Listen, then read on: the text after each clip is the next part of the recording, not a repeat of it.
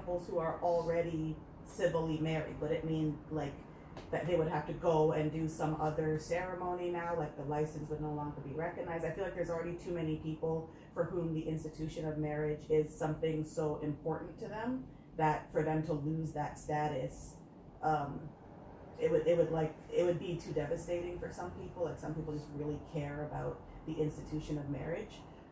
So yeah, just practically, I don't know how would you compensate those people, I guess, for losing the status. Like there's no way, right? Like there's no amount of money that's going to alleviate that. So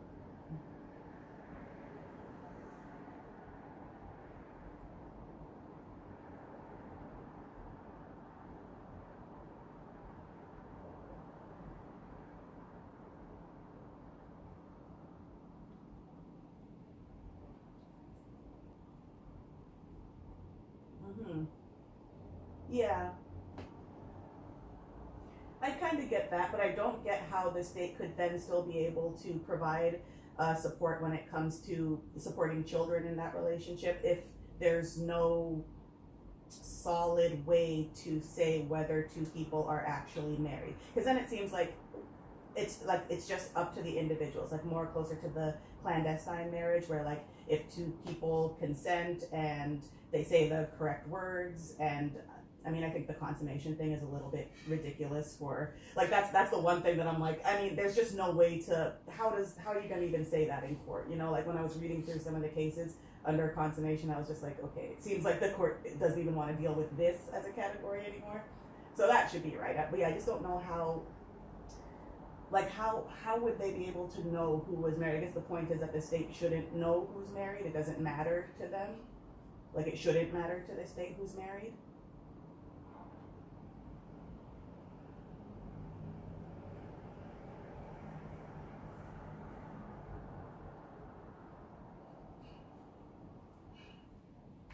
Mm,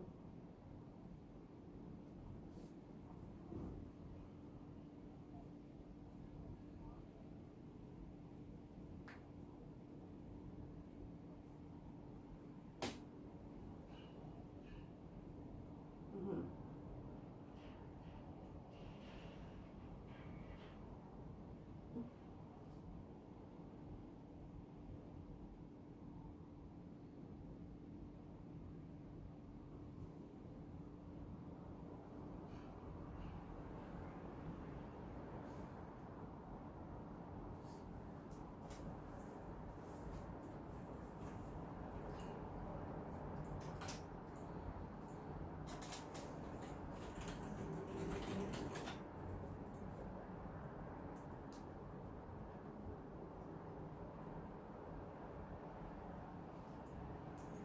Mm-hmm.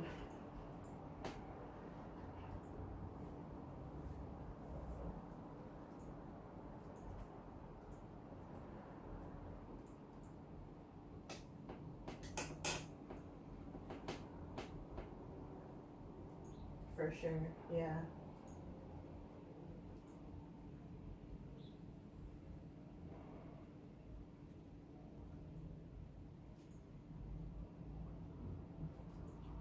Yeah. Right? Yeah. It'd be ridiculous. uh,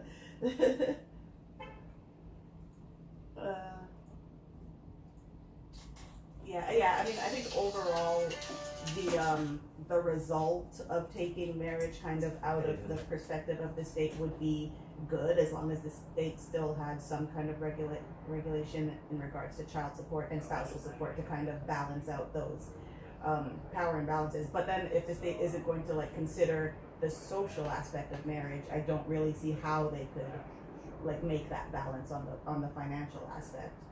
Like if it's just like, okay, you make X amount of money, or the, let's say just using the heteronormative, the husband makes more money than the wife, but what, like, I guess that wouldn't take into account all of the things the wife does outside of actually bringing in an income, because then you are getting more into the social aspect of marriage, and the state actually being like, these activities are worthy of like financial remuneration and these activities are not. So it's just anytime if the state's going to be involved in custody and support, I don't see how they can be not involved in how marriages are formed. That's, yeah, I'm just like grappling with that.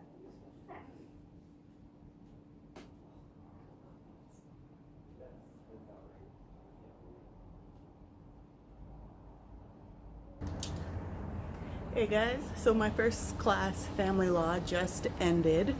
Went till about 12:30, and in between classes, now it's what, like 12:30? Yes, it's about 12:30. So now I'm probably gonna have something for lunch. My estates class starts at 2:30, so I have a bit of time to have lunch, stretch out a little bit, because I honestly feel very physically sore from doing law school at home, way more than I ever did actually going to campus. For some reason, just like my shoulders, my back, like everything feels a lot more sore. So I try to do like a little workout in between classes, have lunch, and then I actually have to do some more reading for estates before the class actually happens. So I've still got a lot to do today. And then I have evidence at 6:30. Luckily though, for evidence, it's a pre-recorded lecture and I just have to listen to it. It's not a live synchronous class.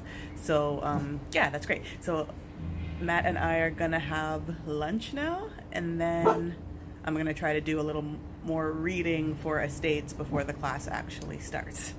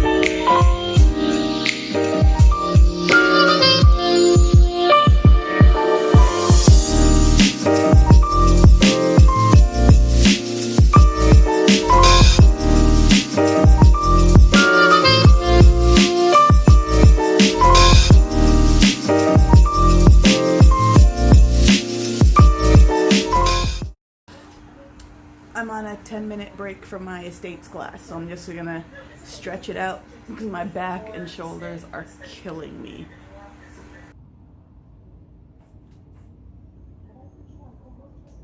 Yes, I am. Nothing can be done because they're figuring out how to do breakout rooms. I see. Well, what we're trying to work on actually is creating a, so this is what it is now. You just like drag a file in, drag in more files like that. So I'm building that in the system where you can like create new folders, like create a folder structure in here. So then, wait, so when you drop in more than one file, they're each in a folder? Or? It'll just end up all in one zip, basically.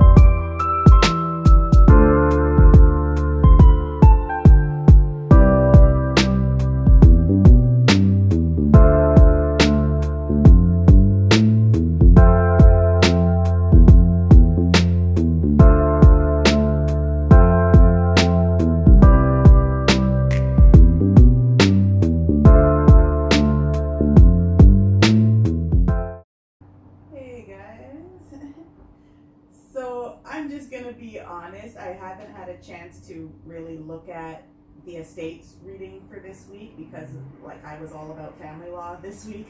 So, but from what we've learned today, I would say that, yeah, stepchildren and parents should be included in the default regime just because it seems like if you're already going to include, under certain conditions, include children who are conceived after death, then the rationale to not include at least stepchildren and stepparents kind of falls apart, I feel like.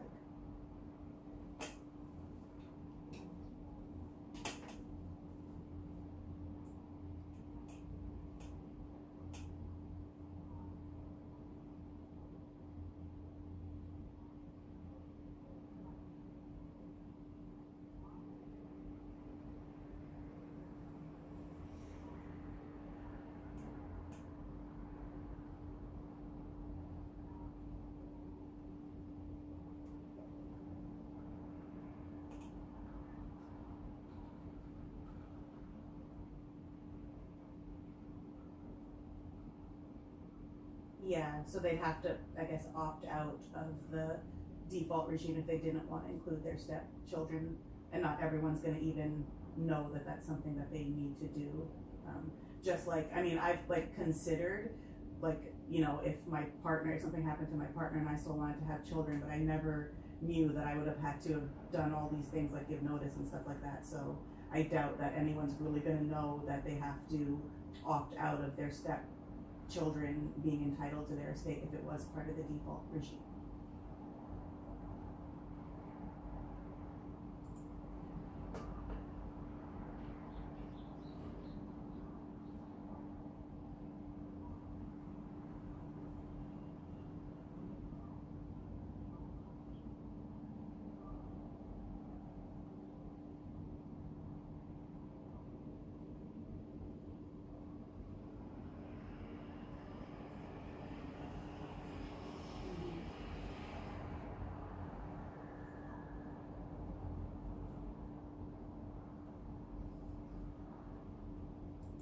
Yeah, it's a good point. I didn't even think about that, but yeah, it's a really good point.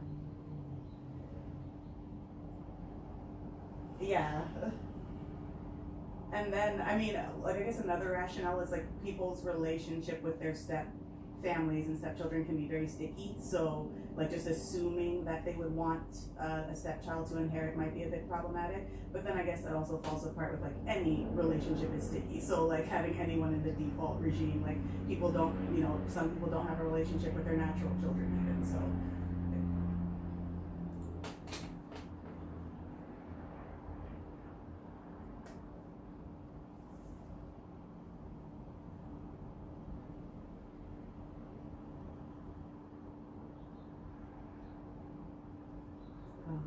I know.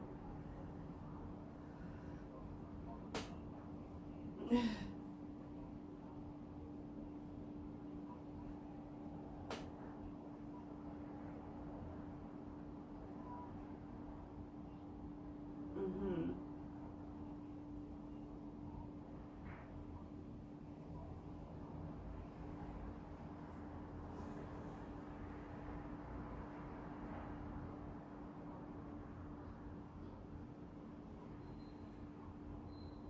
Mhm.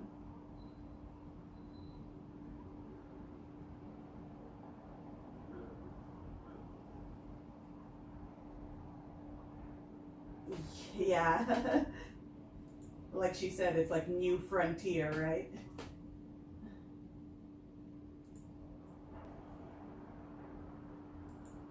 Yeah, I was just saying it's like new frontier of law, right? Like these issues haven't even gone before a court to say what counts.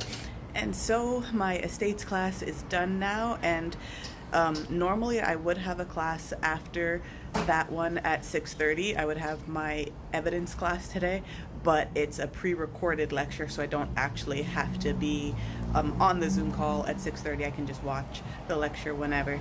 So I'm really happy about that because I'm already exhausted. Like, estates finished at 4:30, and now it's like just after 5, and like that's only 2 lectures, but 2.5 hour lectures just like really takes it out of me. But Yeah, in terms of like doing law school online so far in my 2L, so I'm in my 2L year. Actually, let me start over. Hi, my name's Amanda. I go to law school in Toronto at Osgood. And obviously, because of COVID, everybody already knows, old news, most schools are online or doing a hybrid of in person and online. So Osgood at least is 100% online, except for certain courses like trial advocacy, where there is a in-person component, but it's like at really reduced capacity. Like I forget what one of my colleagues said who's in that class, but in the biggest kind of lecture hall in our school that can hold about, I don't know, over 1,000 people, I'm sure. Like if I can find it, I'll put in a clip of what it looked like on my first day in 1L. Flashback.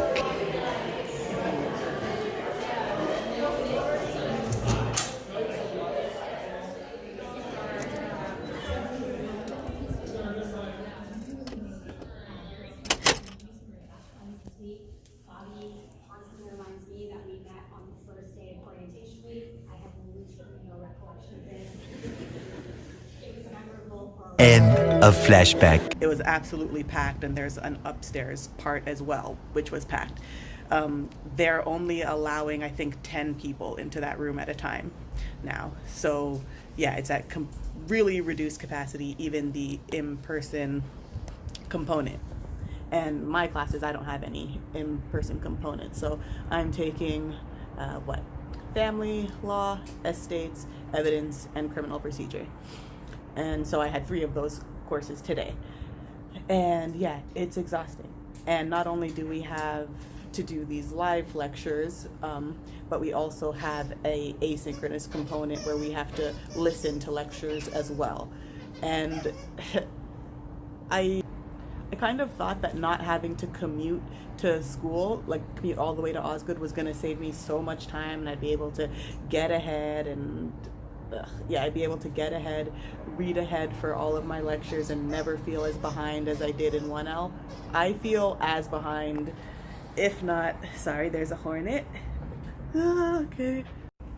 I forget what I was saying before Hornet Gate, but anyway, this whole online thing, it's not really saving me time, I'm finding. I'm actually spending way more time going through the asynchronous lectures because like of starting and stopping, of just the way it's set up, where it's like audio is recorded over each individual PowerPoint slide, so it's like you have to, kind of click on each one and click to play the audio.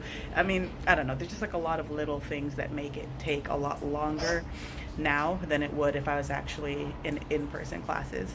So I still have reading to do for every class because there's always reading. Like that's the thing about law school. They assign so many pages of reading that it's almost physically impossible to do it all, especially if you work or like you have children or like some other commitment like that. Like I'm lucky I don't have kids right now, but I can't imagine how you do this like with kids, because I already feel behind, and law school like just started. School started a week ago. So this is our second week.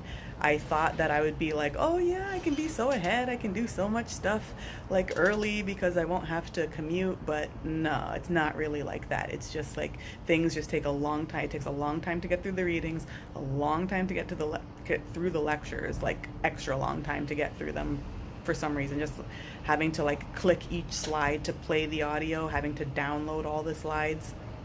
Like honestly, it takes longer than actually being in physical class. A 2-hour lecture in physical class is 2 hours, but listening to 2 hours of recorded content and making notes on it can take like up to 5 hours. And that's like what I've heard my classmates saying, as well, as we kind of let professors know how things are going and what things are working and what things aren't. But so far it is a really great experience. And one thing that I'm really happy about is that the class discussions that happen are still really organic, and they're still really, like everyone's still really engaged. So I thought it would be like, and it is like, there are those like awkward Zoom silences, like when the professor asks something and everyone's like I don't want to be the first one to say anything, but like people are starting to like get over that, and like there's more discussion and stuff, and the topics are really great. Like estates so far is like a little bit dry, but today we were actually learning about posthumous conception and the implications of that for estates law. So for having wills and like writing wills, and whether the deceased person will be actually recognized as the parent of that posthumously conceived child, and all of this, like the legal steps that you have to go through to actually have the courts recognize the deceased person as the parent of that child who was conceived after their death. So yeah, it's like the topics are really great. I love how like estates intersects with family law. Like I feel like I'm like learning them both at the same time is really organic. Likewise with evidence and criminal procedure, like so many areas of law just intersect. So while I'm ultimately interested in practicing family law someday, I'm loving my courses and everything. It's just like getting used to the online stuff is gonna be a bit of a like, it's gonna take some time, but it's going well right now. I just feel like it's a lot. Like I feel overwhelmed a lot. Like that's an overwhelm feeling personified on my face, because like I feel like I'm spending more time than in first year doing law school work, but I'm sure it just feels that way because I'm doing it all at home. So I don't know if you guys are in law school or like whatever, if you're in school right now at any level, let me know how you're doing with online school, because I've been watching a ton of videos on YouTube. Probably why I haven't been able to get like all my readings done. But also it's the fact that like for family law, for example, we were assigned, I think it was like 95 pages of our textbook, if not more than that. It was honestly like 2 whole chapters. And then like people were saying that to get through the lecture material on that, the asynchronous material, took them 6 hours, and just to do the reading took me like a day and a half. So yeah, it's a trip. But I'm excited. You know, it's still really great. It's great to be in school again and attending classes, even if it is virtually. And yeah, let me know how you guys are doing, because stuff's crazy right now. I never thought I'd be doing virtual law school, but here we are. And you know, it's a vibe. I don't know how else to describe it. It's a vibe. Like we had an online clubs fair and everything, like where we would just like go into these little Zoom rooms that were being run by like presidents of the clubs and stuff, so they could give us more information about how to sign up. So it's like stuff is going on kind of as usual in some respects, but then not in others. Next Monday I'm actually gonna go, sorry, I